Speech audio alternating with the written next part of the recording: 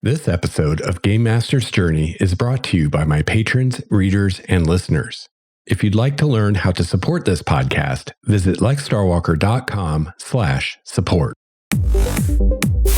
Starwalker Studios presents Game Master's Journey, your multidimensional RPG podcast.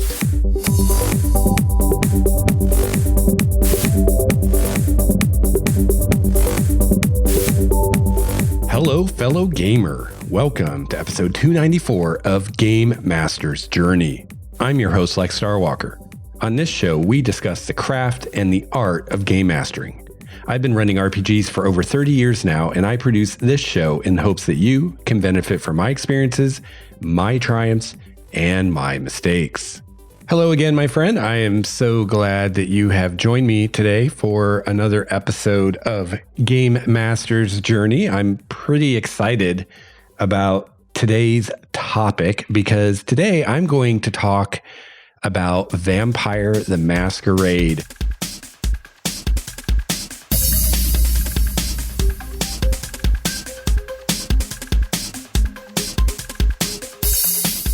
So last episode 293, I gave a little bit of an overview of the storyteller system by White Wolf Games. That is the overall game system that all of their World of Darkness games use. Games like Vampire the Masquerade, Changeling the Dreaming, Werewolf the Apocalypse, Mage the Ascension, and Wraith the Oblivion. Those are the full game lines that they did. I think in order of popularity, it would probably be Vampire the Masquerade was definitely the most popular, followed, I think, by Werewolf the Apocalypse. After that, that's where it gets a little fuzzy. I feel like the games Changeling the Dreaming, Mage the Ascension, and Wraith the Oblivion, none of them had anything near the popularity that Vampire or Werewolf did. As far as how those three stacked up, I really don't know. I never, in my times running and playing these games, I never heard of a Wraith game and I never heard of a Mage game. And I ran a lot of Changeling myself, but I never heard of anyone else running Changeling. So all I can say for sure is that those games, those three games were not nearly as popular as Vampire and Werewolf were. But as far as how those three stacked up, I mean, I don't know. If I had to guess, I would guess that it was Changeling and then Mage and then Wraith. I definitely feel like Wraith was probably the least played of all of the games, although that might be true. It might be Mage, just because Mage was seen by many people, rightfully so, to be a bit daunting and intimidating of a game to run or play. It's a very complex game. So I wouldn't be shocked to hear that Mage was the least played of the games, but I guess it was either Mage or Wraith. But that said, I'm very biased because I myself ran a lot of Changeling and I love Changeling. I ultimately, I think in some ways I liked it even better than Vampire.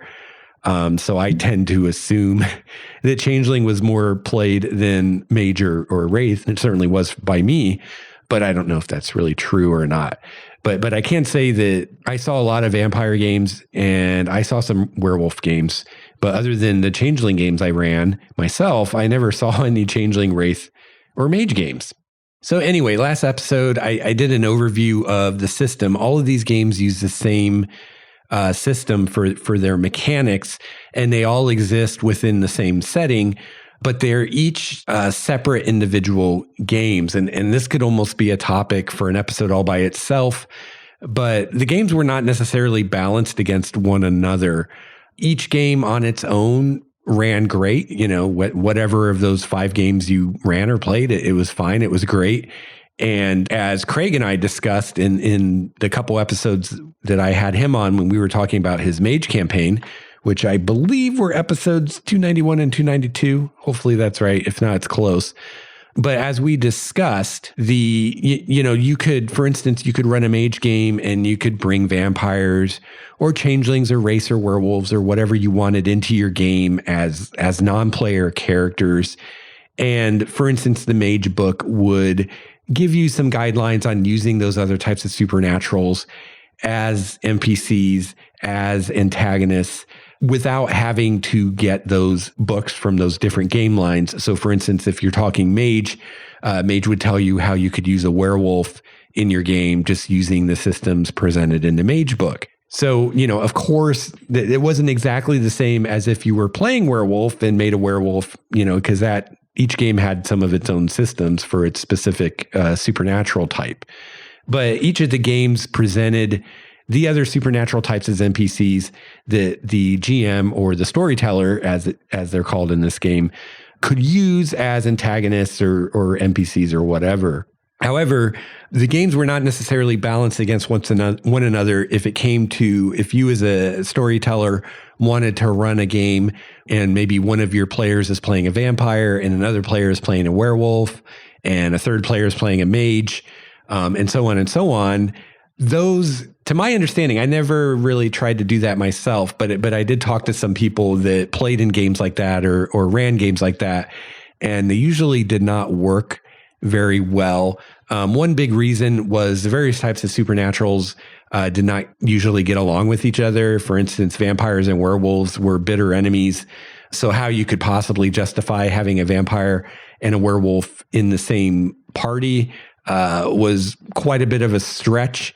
Now, it could be done because one thing that they did is there is usually a specific type of each supernatural that might get along better with one of the others. So, for instance, in Vampire, there was a clan called the Gangrel that, although they weren't chummy with the werewolves or anything like that, they had better chances of getting along with them than the other vampires did. So, if you had a game and you wanted to have a player play a vampire and another player wanted to play a werewolf, it might work if the player playing the vampire agreed to play a Gangrel. I also believe in the werewolf game that there was a type of werewolf that it was a little more tolerant of the vampires. So it would work best if the player playing the werewolf played that type of werewolf. But the few times that I heard of from people that played or ran these kinds of games, usually the players didn't play along that well and they just wanted to play whatever they wanted to play. So they wouldn't necessarily choose the character types that would really go well together. And a lot of times these games devolved into infighting and things like that. And they were just kind of a mess, is my understanding. The other problem with trying to run them together like that was that, as I mentioned, the different supernaturals weren't necessarily balanced with one another. They sometimes had vastly different power levels. For instance, I imagine if you had one player playing a beginning vampire and another player playing a beginning mage, in comparison, the two characters would seem very different. The vampire would seem far more powerful than the mage. The mage would seem almost powerless by comparison. A changeling would probably be somewhere in the middle, and a werewolf would be more powerful than all of them by a fair margin. Now, if you were talking about more advanced characters, things changed yet again. I think as characters got more advanced and more powerful, there became a point where a vampire became more powerful than a werewolf.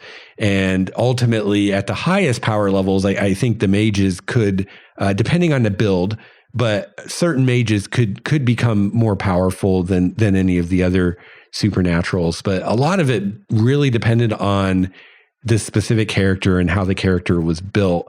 But there didn't really seem to be much, if any, effort on White Wolf's part to make those balanced. So that was another thing that a GM or a storyteller trying to run a game like that faced. Another problem or difficulty was not only trying to figure out a way to have it make sense in the world and in the story that these very different supernatural creatures were working together toward a common cause, but also dealing with the fact that chances would be very good that the different player characters would be at very different power levels. And, that can cause all kinds of problems in a gaming group. So usually, at least in my experience and people I talk to, these games were run and played individually. So you were either playing vampire or you were playing werewolf or you were playing changeling or something else. So yeah, last episode, I did an overview of the overall system. So today I thought I would talk about Vampire the Masquerade, which was the first of these games that was released. It was the most powerful, I think, by a pretty large margin. I don't know any specific numbers, but just from my experience and from people I've talked to, I mean, there wasn't any really comparison between the popularity of Vampire and the other games. And like I said, I did hear of some werewolf games. So I think werewolf was definitely second in popularity after Vampire, and then far, far behind werewolf and way far behind Vampire were the other three games. So I thought Vampire would be a fun one to start with. I played quite a bit of Vampire. Changeling, actually, I don't think I ever, well, other than one time at Gen Con, I got to play Changeling with the creator of the game, Ian Lemke, as the storyteller / game master. And that was awesome. That was a lot of fun. But I think that was maybe the only time I ever played Changeling as a player. I always ran it as a storyteller. Like I said, I never knew of anyone else that ran Changeling. I did, however, get to play Mage some as a player. Not a whole lot, but I did get, or not Mage, I'm sorry, Vampire. I did get to play Vampire a little bit as a player here and there. But yeah, it's actually the only one of these games, other than that one time at Gen Con with Changeling, it's the only one of these games that I've had experience as both a player and a GM. Vampire, I played a little bit and then I ran it quite a bit. Changeling, I ran a lot. Mage, I never played or ran until very recently when Craig started his Mage campaign. And yeah, I never played Werewolf and I never played Wraith. So yeah, I thought today I would talk about Vampire specifically because although these games are all using the same system, that's as far as things that are common between all of the games. But, obviously, a vampire is going to have some different abilities than a werewolf does, which are going to be different than what a mage does, et cetera. So when you got to this supernatural aspect of a character, those were quite different between the games, although they were all part of the same overall system.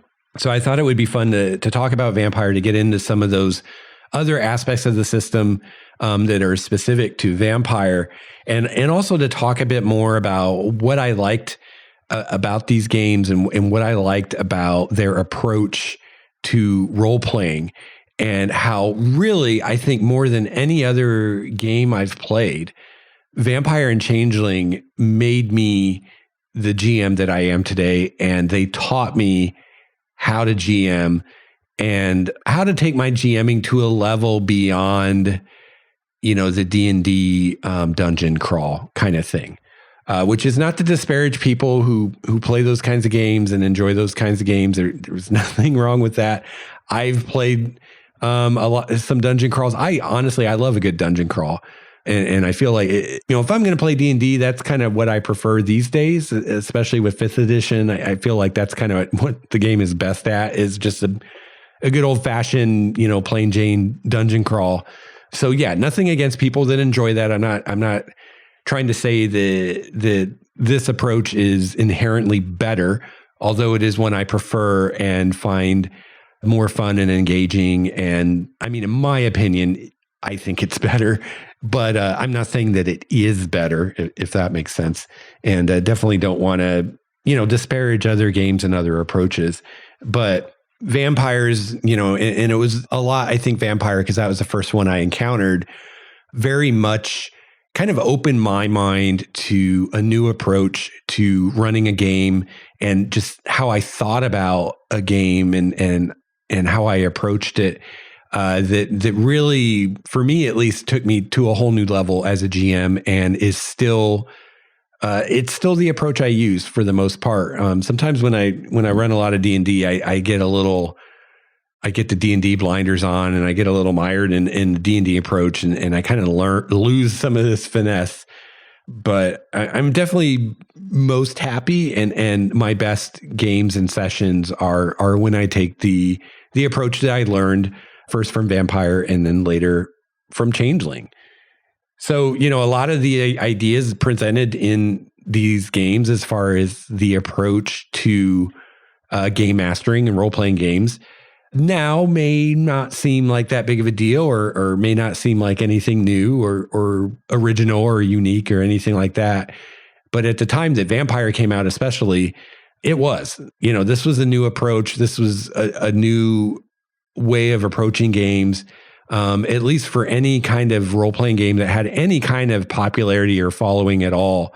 This was the first game of its kind to focus more on drama and story and character, and not so much just, a war game or a dungeon crawl or a very combat focused kind of experience.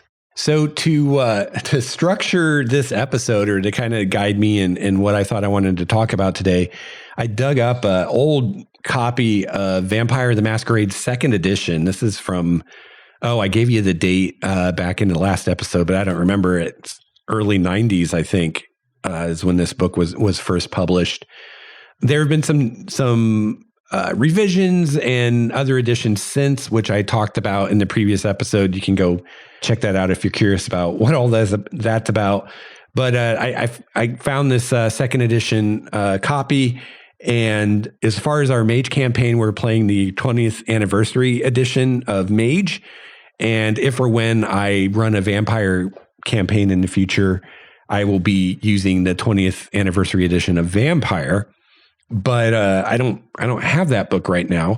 And also, it's a very huge book. It has a lot of supplemental material in it, you could say, where this book is just Vampire. It's just the basic core game, and it has everything in it I need to talk about. And it's also what I'm familiar with. I know this book inside and out, backwards and forwards.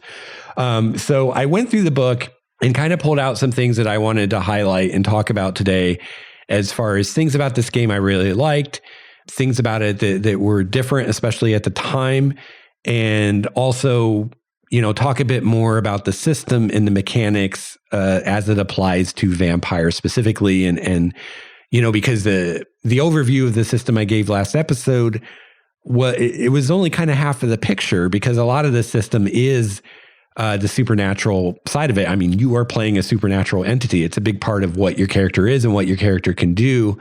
And just by the nature of the last episode, I didn't go into any of that, because that differs from game to game. So I definitely wanted to go into some of that stuff. I'll do this with Vampire. And depending on the feedback I get on this, if people are interested, I could do a similar episode with Changeling, and then possibly a similar episode with Mage, with the help of Craig. And I already reached out to Craig, and he's willing to help with that. And that's where we'd have to stop, because again, I never played or ran Werewolf or Wraith. But if we do all three of those, you'll have a really good idea of what's going on. So yeah, let me know if you'd be interested in an episode like this about Changeling and or Mage. And I can probably make that happen. So if you are lucky enough to have a copy of one of these books for one of these games that you can read, if for some reason maybe you're one of those RPG collectors that have all these games that you've never played and never even read before, if you're one of those people and you've never read the book, I highly recommend that you do so, and that you especially focus on the sections of the book that talk about game mastering and storytelling. So as part of this kind of new approach to gaming that this game took, they coined some new terms for things that we're familiar with, rightfully so, I think. I think it better fits the approach they were taking, and it better helps to divorce us from, whatever habits we were in from playing D&D or Shadowrun or whatever else we were playing at the time, to get into this different mindset. So one of those terms is storytelling. So instead of calling the person running the game the dungeon master or the game master, they were called the storyteller. You were a storyteller. And game mastering was called storytelling, because again, you're telling a story together with the players. So right there from the beginning, we're setting a very different tone, and we're establishing a different approach. So if you're looking at like the Vampire 2nd edition book, this would be the 3rd chapter, called Storytelling. But this chapter or a similar chapter will be in any of these books, any of the core books for any of the games, for any of the editions you may have. Now, I haven't looked at the 20th anniversary edition to make sure that this is in there and it's the same, but I'm pretty confident that it is, because at least with the mage one that I have some experience with now, there seemed to be a lot of copy pasting going on there from the various editions, including some editorial or oversights where they are obviously grabbing, this table from that edition from that book and this other table from that other edition, that other book, and they were disagreeing and the editors didn't catch that. And, so there's some confusion in the book because they were copy pasting so much from all these different books. So because of that, I'm pretty confident that you can probably find word for word this exact thing in, if you have the 20th anniversary version of, vampire, changeling, mage, whatever, you can probably find the storytelling chapter in there, and it's word for word exactly the same as what I'm looking at now in the Vampire 2nd Edition book. Now, if you have the 5th edition, you're on your own there. That was not made by White Wolf. It's a different game company. And I looked a bit at the 5th edition version of Vampire, which 5th edition, by the way, is the most recent edition. And they made a lot of changes to the systems and how vampires worked. And I hated all of them. So, I have no intention of ever running or even playing any of those games. So I have no idea if they rewrote or have totally different chapters as far as, storytelling and all that stuff. Since it's a totally different game studio, I would imagine that they rewrote this, but maybe it's the same. I don't know. But anyway, if you can get a hold of a 2nd edition or revised edition or 20th anniversary edition, I can guarantee you that you're going to find these same chapters, these same sections where they go into their approach to running a game and how to approach it. And if you've never read that before, I highly recommend you do, because when I think of all the things I've learned that made me the GM I am today and that made me a good GM, I hope, 99% of that stuff came from this book, Vampire the Masquerade and or Changeling, the Dreaming 2nd edition, in these chapters. So they're worth a read, even if you have no intention of running or playing these games. Just for general thoughts on game mastering and how to approach it, and how to approach it from a more storytelling perspective. Now, I'm not going to go into this in detail because there's a lot to cover today. I want to do kind of just a quick overview of things. But, if this is something you want to hear more about, if you want me to read this chapter to you or at least go through it and kind of go over some of what they talk about, that could be an episode. But that's getting pretty granular at that point. So if I hear from people that they want that, I'd be willing to do it. But that's probably the only way I'd do it, because, we're getting pretty focused at that point, and I don't know if anyone or how many people would really want that kind of thing. But I'm down to do it if people want it. Let me know. But some of the topics discussed in this chapter are, you, as a storyteller or a game master, using things like suspense, flashbacks, parallel stories, foreshadowing, dream sequences, and symbolism in your games. And I mean, my goodness, if you can put yourself in the mindset of someone in the 90s who has only played or run D&D, this is all new, right? At least back then, even now in 5th edition, with all the editions of D&D we've ever had, I don't know that I've ever seen them say anything about, flashbacks, parallel stories, foreshadowing, dream sequences, symbolism. I mean, we're just on a whole nother level here, right? Than we ever talk about in a D&D book. To draw an analogy, it'd be like, D&D is like your middle school storytelling class. And now we're at the high school level, if not the college level. So it's just a whole nother level and a whole different experience and a whole different approach to running a game and enjoying a game together with your friends. This idea of, and these are all things that come from writing, from actual writing. I'm a writer. I write science fiction, suspense, flashbacks, parallel stories, foreshadowing, dream sequences, symbolism. Yeah, like the book I'm working on right now, Critical Balance. I have all those things, except I don't have a parallel story. But I have suspense, I have flashbacks, I have foreshadowing, I have a dream sequence. Actually, I think I have 2. And I have symbolism. It's all in there. I mean, these are concepts from literature that are being applied to a role-playing game. And that is really, if I had to wrap all this up in a nutshell, that's what this is. It's taking concepts from literature and concepts from drama, from stage drama, and applying it to role-playing games. So yeah, those were all eye-openers, learning about those things and thinking about using those in a game. And they're things that I use. One of my favorites of these are dream sequences. Now this is something that again, this is a book from 30 some years ago. And especially now, people who've watched Critical Role, this is old news to you because Matt Mercer uses dream sequences.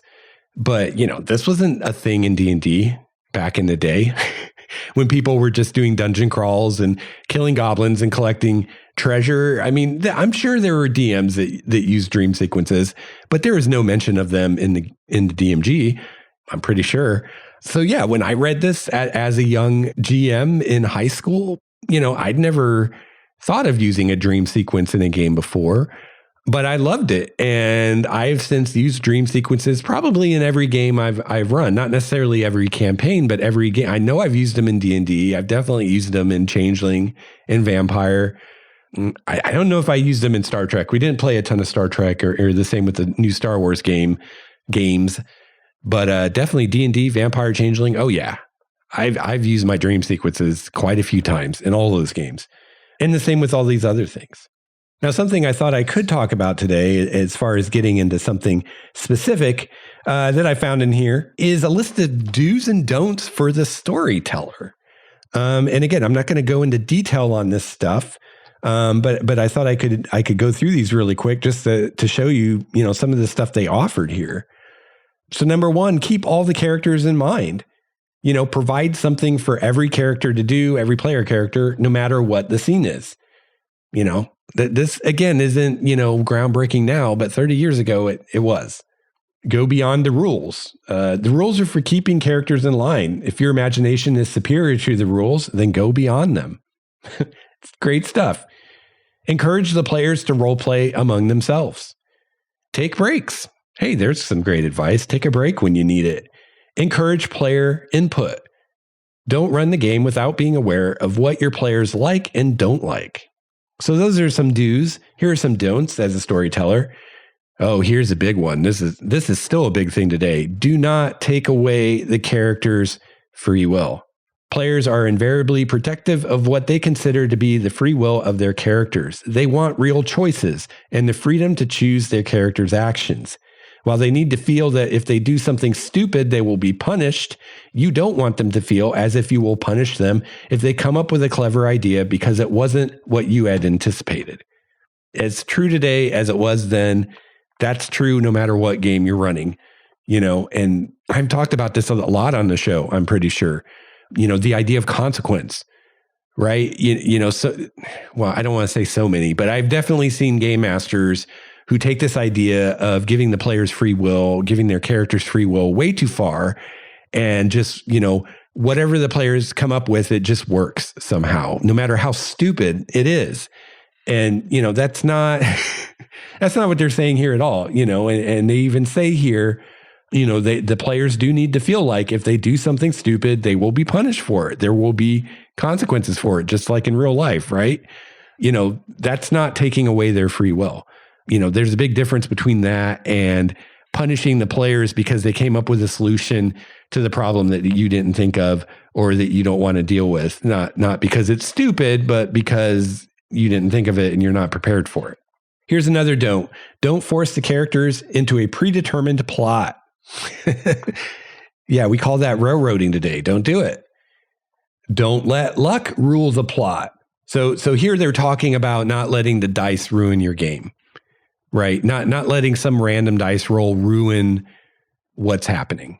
You as an intelligent, sentient storyteller or game master, you are above the dice. The dice are just stupid, inanimate objects. Don't let them make decisions for you in your game. Don't cater to stereotypes. It's probably even more important today than it was then. Well, it was just as important back then. We just were too dumb to realize it. don't ignore the character's traits. And here it's specifically pointing out, don't forget about any flaws that the characters may have. So part of this game was your character could have flaws that were, in addition to storytelling things, were also mechanical things that could come to bite you. And, you got to remember those and use those, or they don't serve their purpose. All right. So as I said, kind of the revolutionary thing about this approach at the time was pulling inspiration from literature and pulling inspiration from theater to inform role-playing games. And now it's so obvious, especially the theater thing, but even the literature thing, because we are creating stories together, which is what you do in literature. Only a single person usually is doing it. But even more the theater thing. I mean, there are many similarities between what we do in a role-playing game and what you do, as an actor in a play, or if you're the storyteller as the director of a play. And one thing that I really loved, I talked about them recoining, new terms for old things like storyteller instead of dungeon master, instead of calling your series of games or your series of sessions a campaign, it was called a chronicle, things like that. Well, one thing I really loved, and this is very much still how I look at preparing for role-playing games as a game master, is they use the term scenes. What, in D&D you would probably call an encounter. People talk about encounters in D&D, like I'm going to prepare an encounter for the game tonight. They called scenes, which, that comes right from theater. Or more in our more modern day from television and movies. And they very simply said, a scene is what happens in a given location. So when you go from one location to another location, you've now ended one scene and started another scene. But just the idea of, I'm sitting down to prepare for a game session. I'm going to run some vampire, and I approach it in the mindset of scenes. So when I sit down to approach preparing for a vampire game, the first question I ask myself is, what is the first scene? What is our opening scene? Where does it take place? What is the setting for the first scene? And the first thing you do there, or at least that I would do there, is come up with my opening description that sets that scene, that lets the players know what the setting of that scene is. Maybe it's a graveyard at midnight in the middle of a thunderstorm. Okay, we'll go with the cliche there, right? That's where our opening scene takes place. So with this beginning description that I'm going to use to begin the game and to say, okay, everybody, we're playing vampire now. I'm going to set the scene by describing this location where the characters find themselves. And, that serves multiple purposes. First of all, I'm setting the stage so they know where they are. If there is going to be a fight or something, they know, what kind of environment they're in, what objects might be around that they can use, what kind of cover they could take, things like that. But even more importantly, for these games especially, I can set the tone and the mood, right? So if I tell you you're in a graveyard at midnight during a thunderstorm, already that's suggesting a certain mood and a certain tone.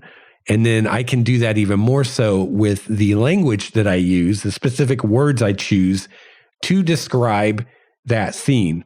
And something that I often did in preparing for these games, whether it was Vampire or Changeling, is if I had the time, for a D&D game, you're preparing encounters, right? You're like, oh, how many goblins are there going to be? And how many ogres are there going to be? And what's their CR? And what's the treasure going to be? Blah, blah, blah, blah, blah.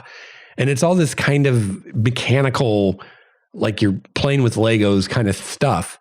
Where with this, it's more like you're writing a story or you're writing a play, or more to the truth of it, you're writing the skeleton of a story or a play, or the beginning of a story or a play that the players are then going to help you fill out as you play the game together.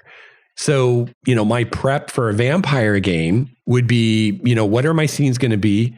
Maybe, we're going to play for a few hours. So I figure, okay, we'll probably have time for 3, 4, maybe 5 scenes. So, I'll prepare for 4 scenes, let's say. I think we'll probably only have time for 3, but that way I've got an extra one if they go through one of the scenes more quickly than I think. And so, in preparing those 4 scenes, I decide, where do each of these scenes, where do they happen? What's the location? And, what is happening in the scene? What are the NPCs doing? What's the story of that scene? But then what I would do whenever I had the time is, for each of those scenes, I would actually write out the description that I wanted to read to the players to set that scene. And the reason I would write it out as opposed to just doing it on the fly at the table during play is so that I could set that mood, so I could set that tone, so I could choose my adjectives and my adverbs and all those things to really set the mood that I want and give it that emotional timbre that I want. Vampire, you're often trying to set a dark and brooding, suspenseful mood, a kind of scary, horror tone, those kinds of things. And so the way that you set that scene, your little paragraph you tell the players at the beginning before they tell you what they want to do, you can totally do that with using language and really thinking about how you want to present it, how you want to describe it, how you want to talk about, how they're seeing this graveyard in brief flashes from the lightning, they're vampires, so that probably most or all of them can see pretty well in the dark anyway. But, there's these flashes of lightning where suddenly everything is just garishly illuminated for a split second. And then it's back to darkness, and, the claps of thunder that they can feel as much as they hear, and, the moss growing on the gravestones and all these things. That was the focus of the prep, is what are my scenes going to be? Where are they going to take place? And how can I really describe them in an evocative way? So when I say and turn to the players and say, okay, what do you want to do? Like, they're in the right headspace. They're in the scene. They know what their characters are feeling, because the scene is real to them. The place is real to them, and the mood and the tone of it is real to them. And that's what my prep was about. It wasn't about hit dice and hit points and picking spells for my monsters and all that stuff. And it's just, for me personally, at least, and I think for a lot of people, for a lot of GMs, it's a lot more fun prep to do than all that mechanical stuff.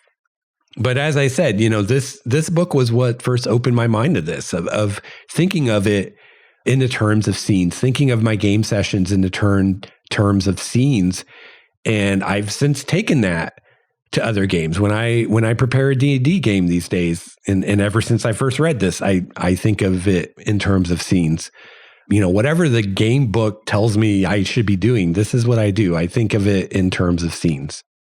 All right, so let's get into some mechanical stuff now. So in the last episode, I talked about how the basic core mechanic of the game works. And I'll just recap that really quickly just to refresh your memory.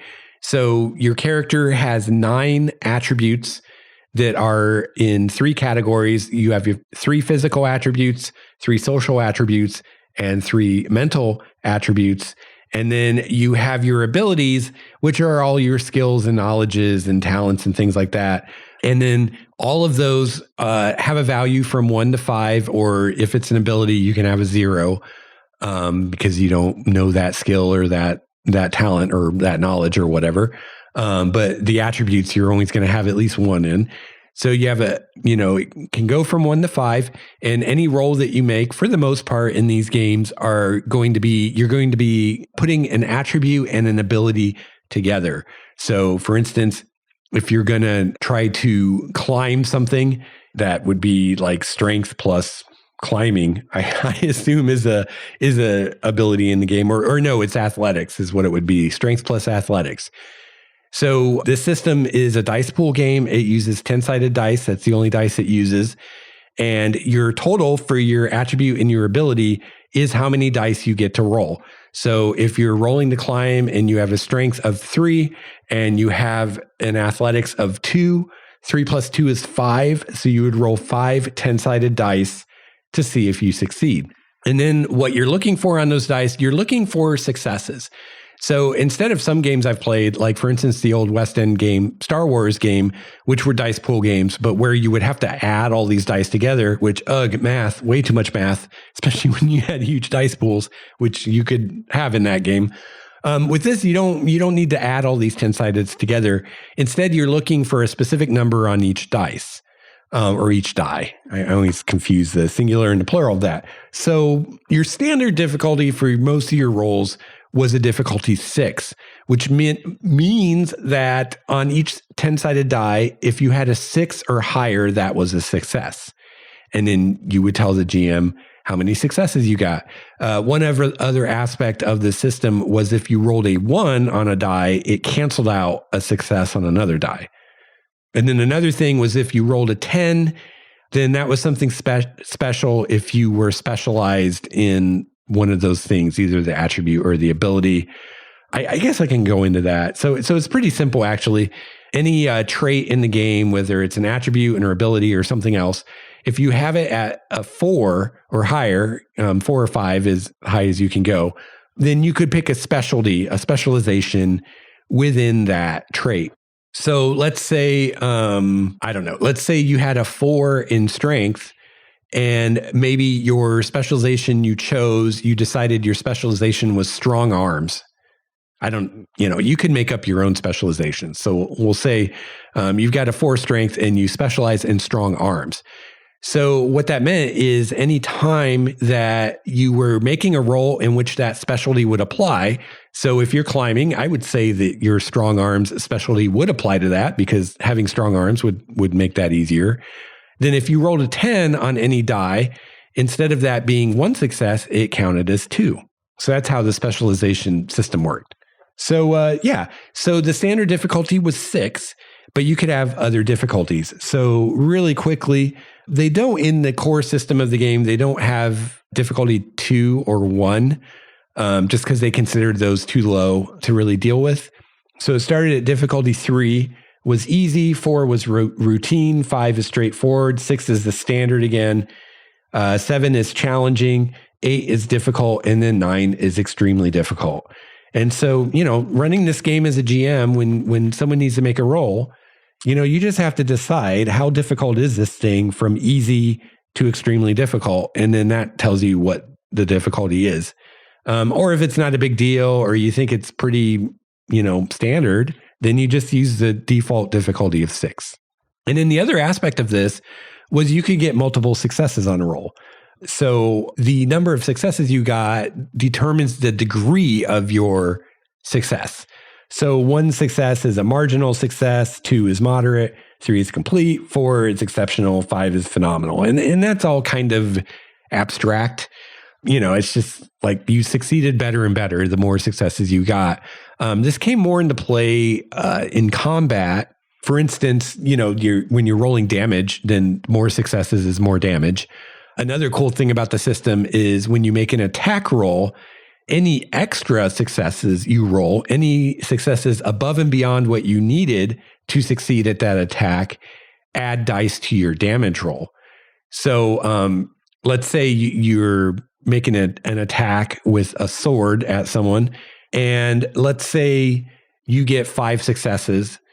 So you need 1 success to hit them. So you got 4 successes above and beyond that.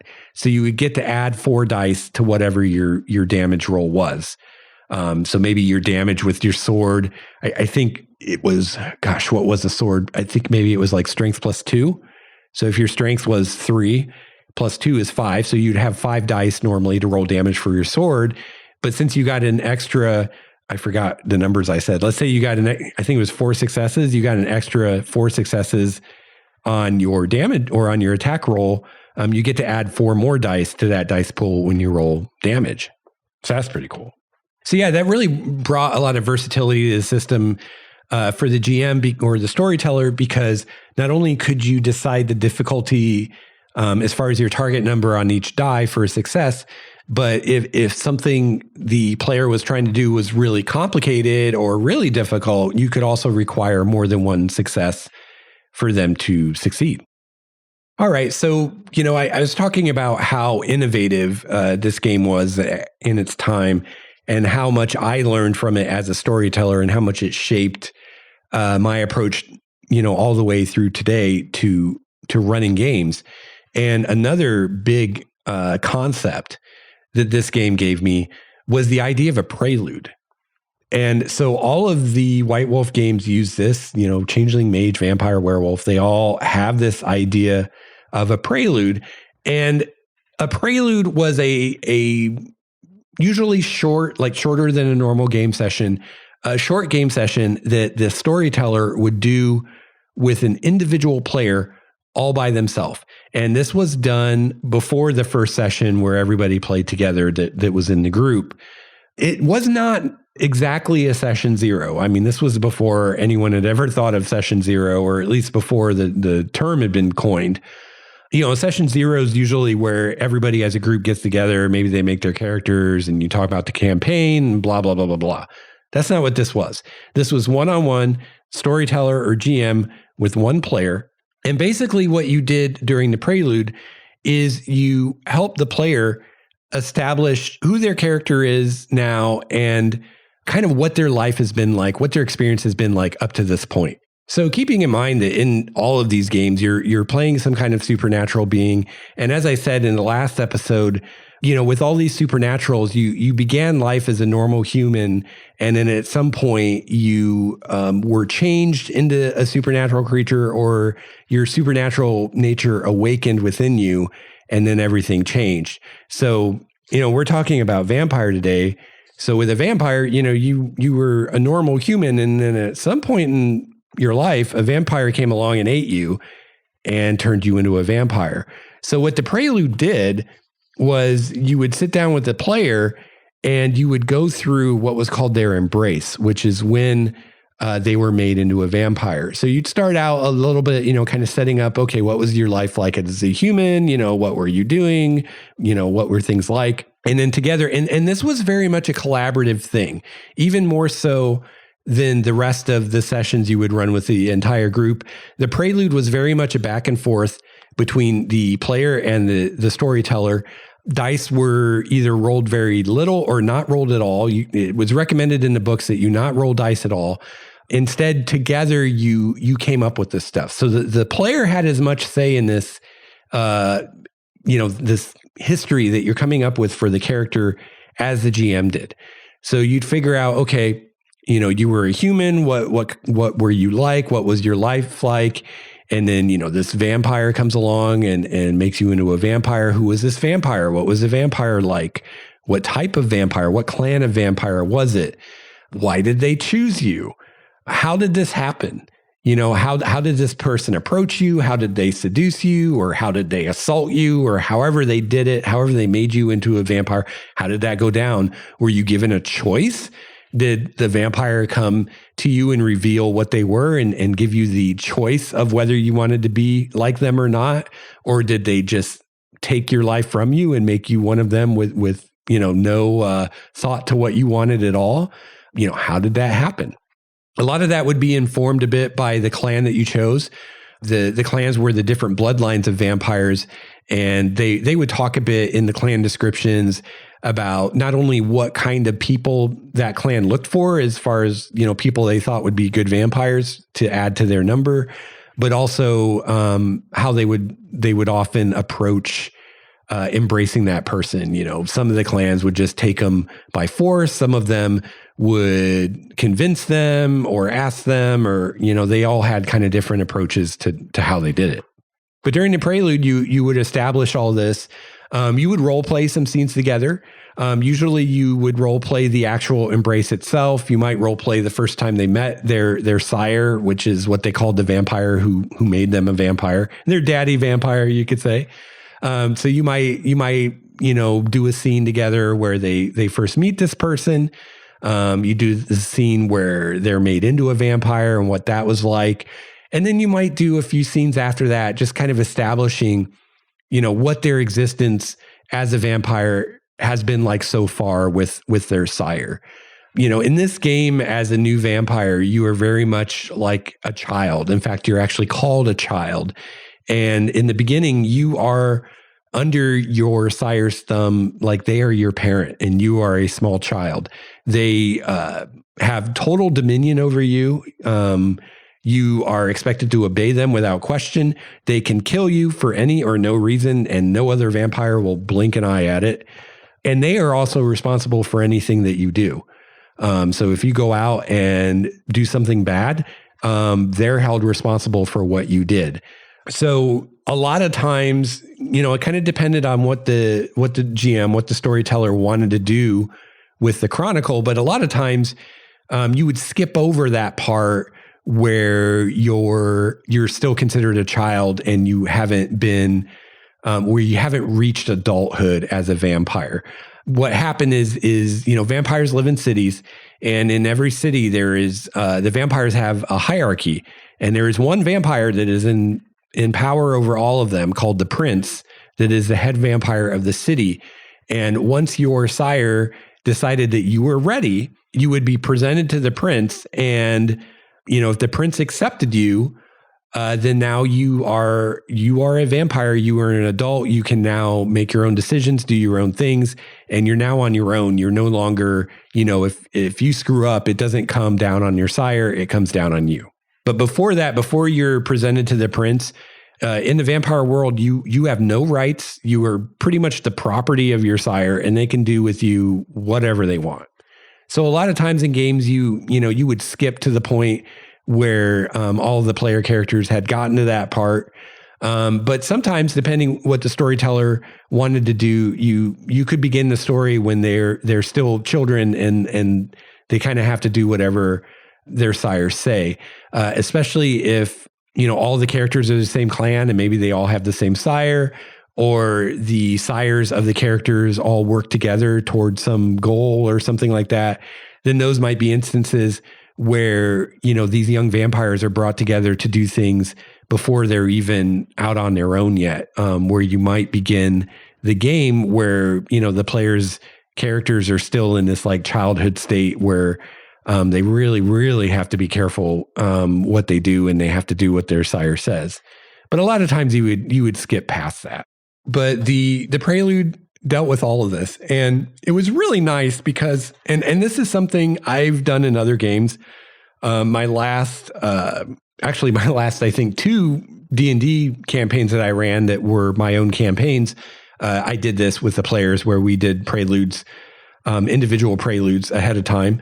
This is also where my vignette idea that I used in my last D&D campaign, that the actual play is in this feed. That's where that idea grew out of, this idea of the prelude, the vignettes that I did through the campaign with the players. But that's where this came from, and I've used it since in a lot of games. Anytime I could, I used it because it's a really great way to help the player flesh out their character before they're, in a group with everyone else. It's a really great way for you as the GM to get to know their character and to get some idea of what they want to do with the character, some ideas of what you might want to do with the character, to flesh out their backstory a bit more. And it just really helped the player on that first session when everybody gets together for the first time to really know their character well and have things to role play and be able to hit the ground running in a way that you normally can't do in a lot of other games like D&D, where you don't have this idea of a prelude and everybody just, shows up together and no one really knows who their character is yet, much rather who the other characters are yet. And the GM is relying on a backstory or something that the player wrote up to pull from. And it's just a lot easier when you had a prelude with that player in which you discussed all that stuff to remember, you have this thing from your childhood that you want to come in later or something like that. So as far as a prelude and vampire, here are some questions that they suggest you and the player answer together during the prelude. And I think this will give you a better idea of what these preludes were like.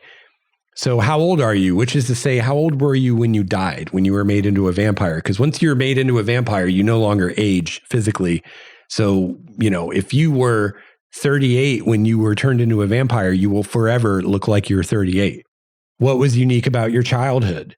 What kind of person were you? When did you first meet a vampire? How did the embrace change you? Who was your sire? How did your sire treat you? Were you presented to the prince, or did your sire not do that and you're illegal in the city, which would be very dangerous for you? How did you meet the others in your brood, which is the party? That's what they called the party of player characters. They called them a brood. So how did you meet the other player characters? Where is your haven? So that's where you slept during the day. Where's your coffin at? You didn't have to sleep in a coffin, but you did have to have somewhere safe to sleep out of the sunlight during the day where humans wouldn't find you or mess with you. What are your habitual feeding grounds? What motivates you? So those are some of the things that as a storyteller, you could go over with the player during the prelude. And yeah, I just think the prelude is a brilliant idea. And, if you're playing a game or running a game that doesn't use the prelude, I suggest use it. If you can, it does take a bit of time on your part as a GM because you got to get together with each player individually sometime after they've made their character, but before the first session. So that can be challenging sometimes. But if you can do it, it's a really great experience and it really adds a lot of depth to the game. All right, so I was just looking at the runtime of the recording right now, and of course it's going to be different once I edit this. But I'm already over an hour, and the last episode was pretty long. I think it was like an hour and a half or something. And I really don't want the show to be that long. I think I lose people when it's that long. And I still have a lot to cover today, or not today, but a lot to cover about vampire that I haven't gotten into yet. So I think what I'm going to do is I'm going to do another episode just about vampire and continue this discussion. But looking at the topics I still want to cover, today I've been talking a lot about what I learned as a storyteller or as a game master from vampire and its approach to running games. And, we got a little bit into the mechanics with the difficulties, but we haven't gotten deep into the mechanics of vampire specifically yet. And that's what a lot of the rest of this stuff is. So today I want to wrap it up with the archetypes. And I mentioned these in the previous episode, and I really wanted to go through some examples with you just to help you better understand the archetypes and how they work. And Vampire especially is a game where these really shine.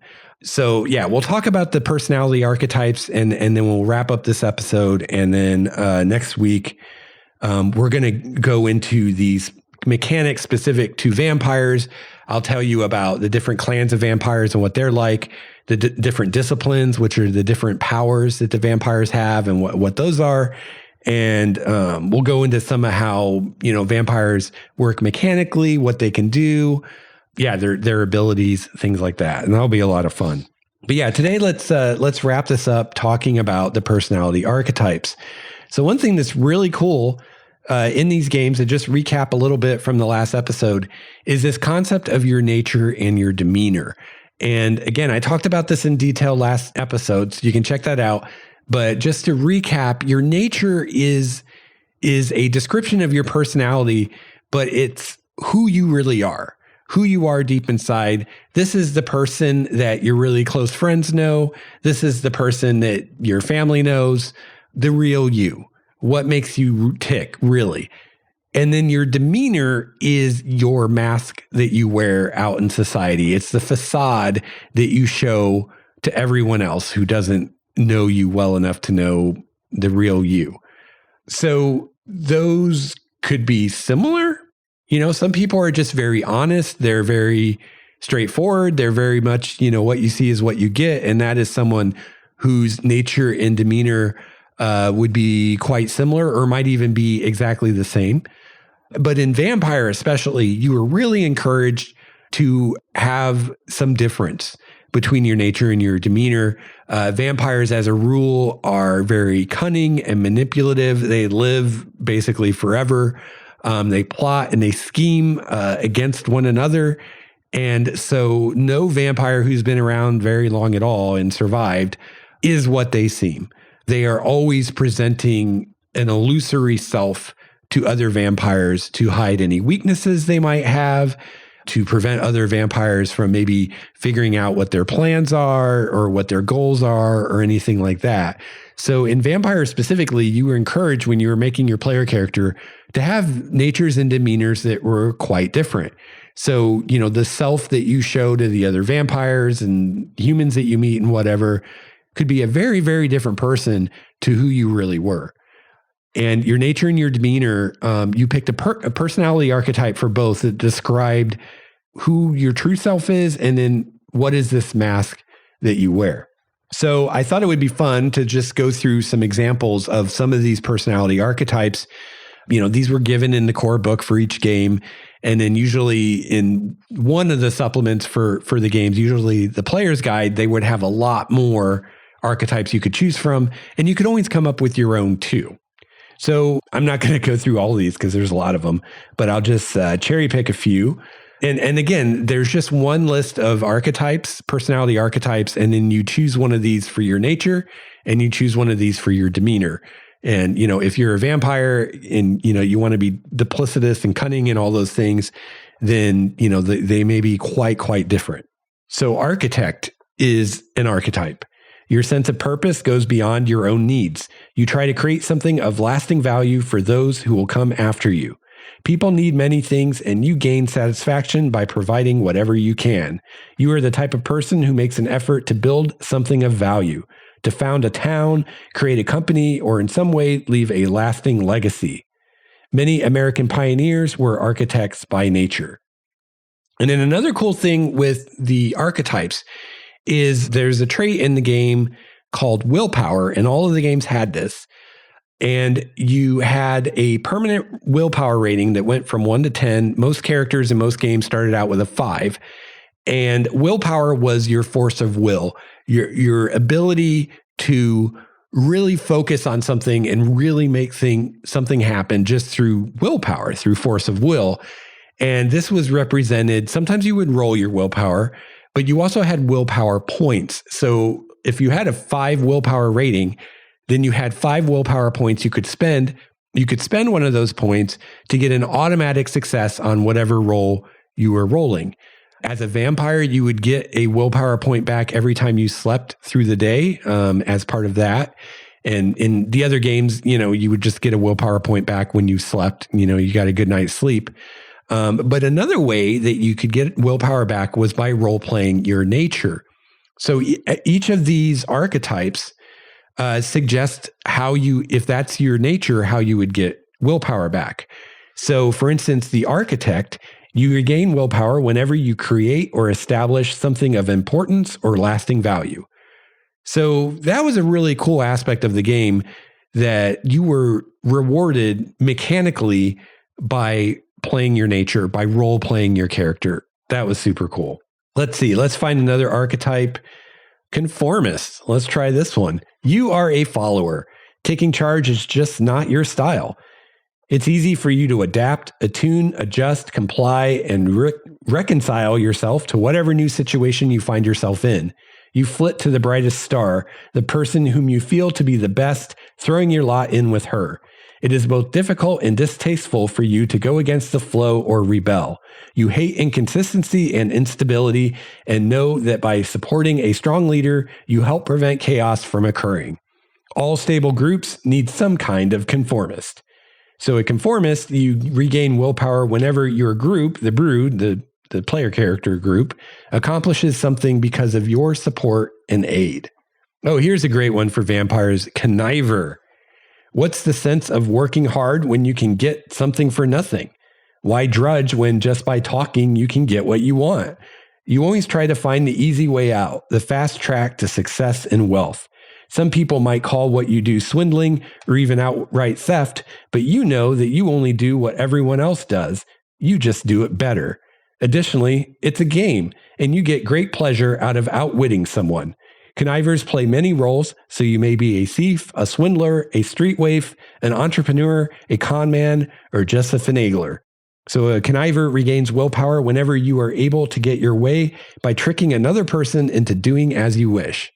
That would be a fun one to roleplay, right? Let's see. Deviant. Oh, this is a great one for the Toreadors, which I guess you probably don't know what that means because I haven't talked about the clans yet.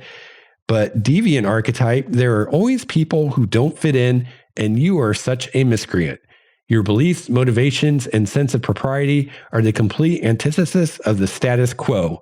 You are not so much an aimless rebel as an independent thinker who does not belong in the society in which you were raised. Wow, I kind of vibe with that. You don't give a damn about other people's morality, but you do adhere to your own strange code of conduct. Deviants are typically irreverent, and some have truly bizarre tastes and desires. As a deviant, you regain willpower whenever you are able to thumb your nose at society and its precepts without retaliation.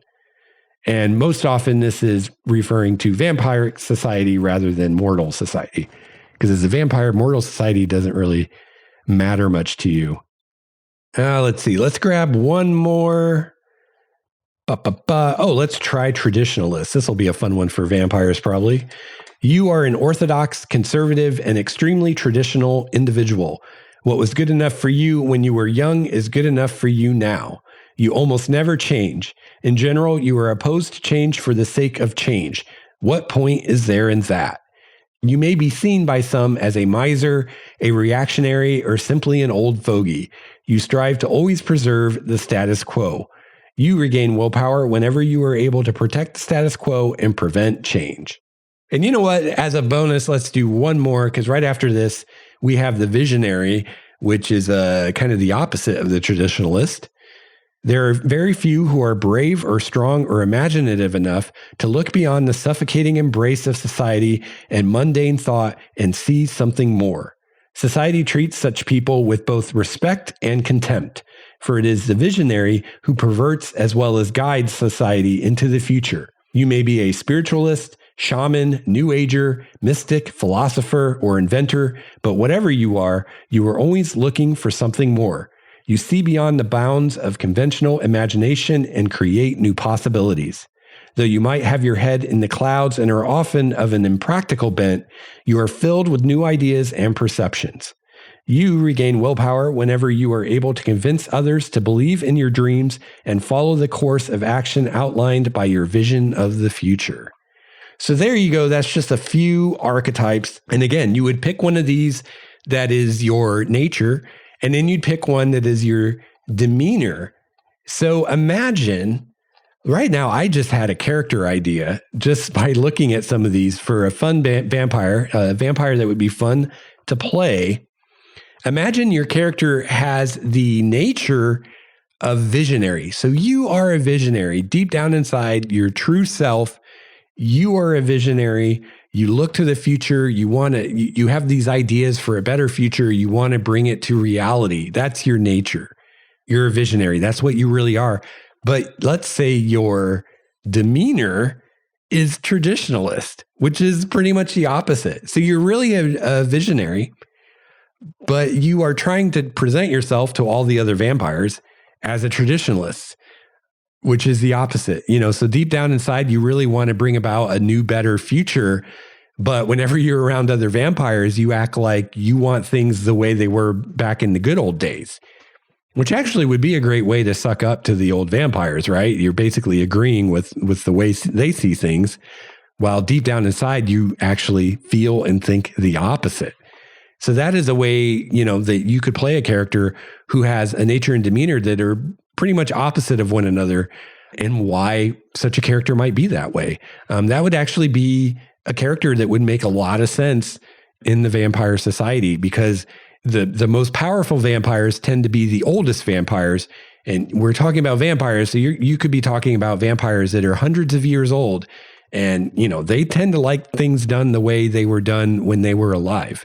That's kind of a thing of vampires, is a lot of them, they are not very big on change, and they tend not to change much beyond, the way they saw the world when they were humans.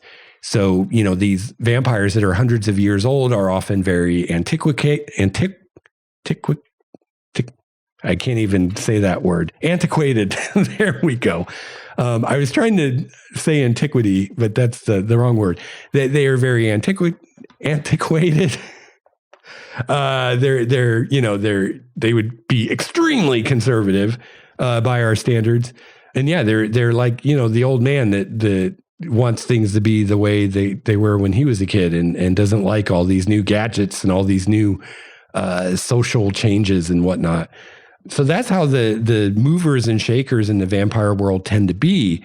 So it definitely makes sense for a younger vampire who's trying to rise in the ranks, who is very different from that, to pretend to be that, to curry favor with these very powerful vampires. It makes perfect sense, and I think is a great illustration of how and why you could play a vampire character who has nature and demeanor that are completely opposite. And I think you can see how that would be a lot of fun to play as a character. And I think you can see also that, let's say you're making this character to play in a vampire game. You haven't even done your prelude yet with the storyteller. You haven't even played with the other players yet. And already you have things you can role play with this character because you have this nature and this demeanor. You get to role play both of them, and they're opposite. So, think of the subtle ways you could play this character where you're always pretending to be this traditionalist curmudgeon, but deep down you are a visionary. And every once in a while that's going to show through, especially when you're with people who really know you and probably know you're a visionary, like for instance, the other player characters maybe. And you haven't even played this character. You haven't even done the prelude. And already your head is probably filling with fun things you could do just because of the nature and demeanor and things you can do with this character and what their personality is like. And how many times have you felt that way about a D&D character when you're in the same situation? You haven't gotten together with the GM, you haven't played the character at all. How often do you have that clear sense of who this character is, and also these really exciting ways that you can role play the character? You may have felt that before with D&D characters, but if that's so, it's because you put in a lot of extra effort, right? You went way above and beyond what's described in the player's handbook as far as making your character to really make that character a real living, breathing character, which is awesome if you do that. But when this book came out in 91, the first edition, I think that's when it came out. This was pretty new stuff to a lot of us. And at least for me, it totally changed the way I thought about RPGs going forward after that point.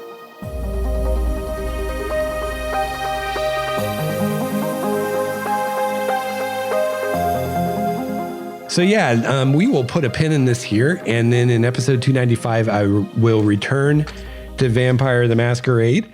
Some of the things I will talk about that you can look forward to. I will talk about the various clans of vampires, what they're like, the disciplines that the vampires have, which are their supernatural powers and abilities, the supernatural powers and abilities that all vampires have, no matter what clan they are. Part of that will be talking about the blood pool, which is a system that I love. And this is one of the things they really screwed over in 5th edition and completely changed to something that I don't like nearly as well or at all. But your blood pool represented how much blood you had in you. Because as a vampire, you have to drink blood occasionally to keep going. And you also use that blood to power a lot of your supernatural abilities. So the blood pool was the mechanic that was used to cover all of that. And it's really cool and a lot of fun. And we'll talk about that. We'll talk about backgrounds. So I talked about backgrounds last episode, but I'll go through some of the vampire backgrounds specific to vampire, although a lot of these are in all the games, to give you a better idea of what kinds of things the backgrounds covered. And we'll talk about the virtues and humanity. We'll talk a little bit about XP and how that worked and how character progression worked. And then finally, we'll talk a little bit about how damage in combat worked and healing and stuff like that, because that was a really cool system as well. And was also pretty innovative at the time. Although a lot of games, or at least, I don't know if a lot of games, but quite a few games I've played since then use systems similar to this. For instance, Numenera's damage track system is very clearly an iteration on this. It's almost copy pasted from this. It's basically the same thing, just, converted to a different system. So it's a really cool way to represent damage. And as I discussed last week, it's a lot more realistic than something like hit points. And then finally, we'll talk about the Vampire Frenzy, which is pretty fun. So yeah, hopefully I can get through all that next episode. I will do my best, but I think I'll be able to. I think I burned up a lot of time today just gushing a bit about how much I love these games and how much they shaped me as a GM. And let me know if you'd like to hear a treatment like this for Changeling and or Mage. Let me know. Also, let me know if you would like more information, more details, more specifics from the chapters about storytelling / game mastering and their approach to that and what I learned from that. I just really flew over that and just hit a few highlights. But, if you'd like to hear more detail about that, then let me know. And that's something I could do. And a great way to do that is to email me at gamemastersjourney@gmail.com. You can also call my voicemail 951-GMJ-LEX1. That's 951-465-5391. Finally, you can join our community on Discord and come talk RPGs with us there or whatever else you want to talk about. So you can find links to all those things or the voicemail if you didn't catch it on the show notes on my website at lexstarwalker.com/GMJ. Finally, if you would like to support this podcast, you can find out how you can do that at lexstarwalker.com/support. A great way to support the show is by becoming a patron. I really appreciate all my patrons. And, a little benefit that the patrons get at, I think the tier 2 level is they get early access to these episodes. So as soon as I get the episode done, the patrons get it right now instead of whenever it comes out for everyone else. So, and you can just support what I'm doing and help me to keep making these podcasts. So, thank you so much for tuning in today, and hope you'll join me next time to talk some more about Vampire. In the meantime, I hope you have a chance to play an RPG, and I hope you have a chance to run an RPG. I'll be back soon with another episode of Game Master's Journey. Until then, game on. This has been a Starwalker Studios production, your source for quality gaming and hobby podcasts. This episode's music, courtesy of Cloudwalker, Transboy, Renfield, Stanko, and Ish. See the show notes for more details at starwalkerstudios.com/GameMastersJourney.